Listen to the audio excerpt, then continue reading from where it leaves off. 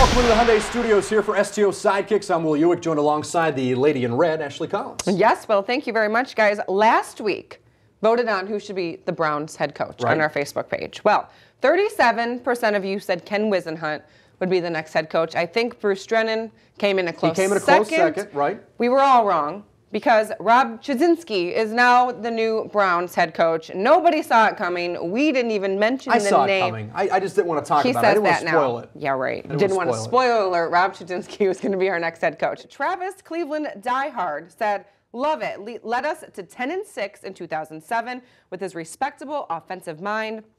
Also a Browns fan. Looks like Haslam really wants to win." Ashley, I liked Rick Souza's. His was my thoughts.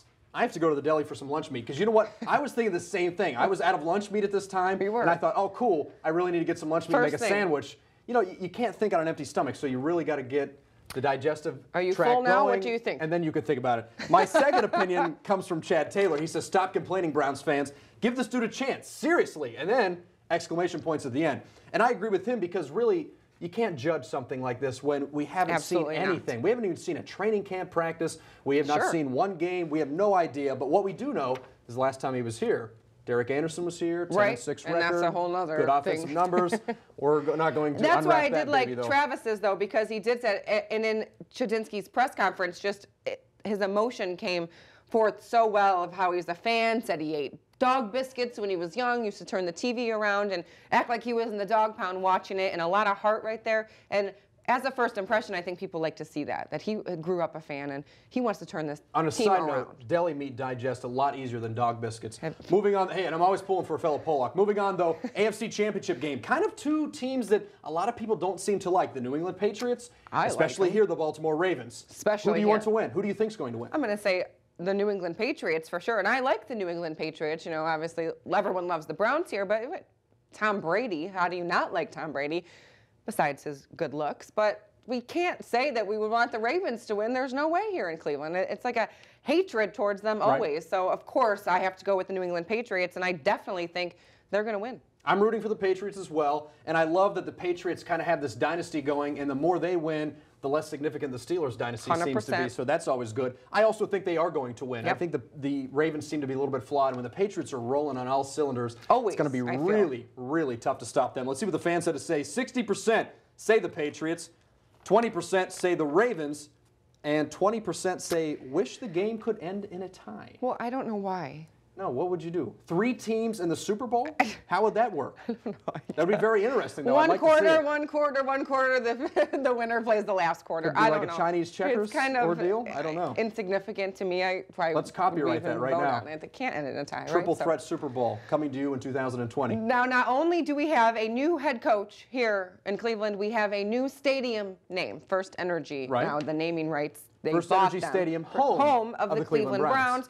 So, a lot of people didn't love that this happened. They liked the history of Cleveland Browns Stadium and, you know, what it kind of stood for. I don't know, but let's see what you guys had to say in your comments. And these are a few that I liked. So we kind of put out there, did you have a problem with Jimmy Haslam selling those naming rights?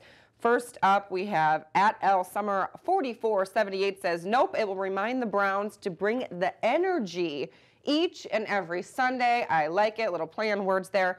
Mark O'Keefe says they can name it Spatula Stadium for all I care. Just put together a team that can make the playoffs. No joke, right? And Michael Grassi lastly says, not at all. I think that instead of calling it First Energy Field, they should go with the Powerhouse. You like it? I like it. And I really don't get this history thing because this stadium really hasn't been around that long. It's not like Lambeau Field or anything like that.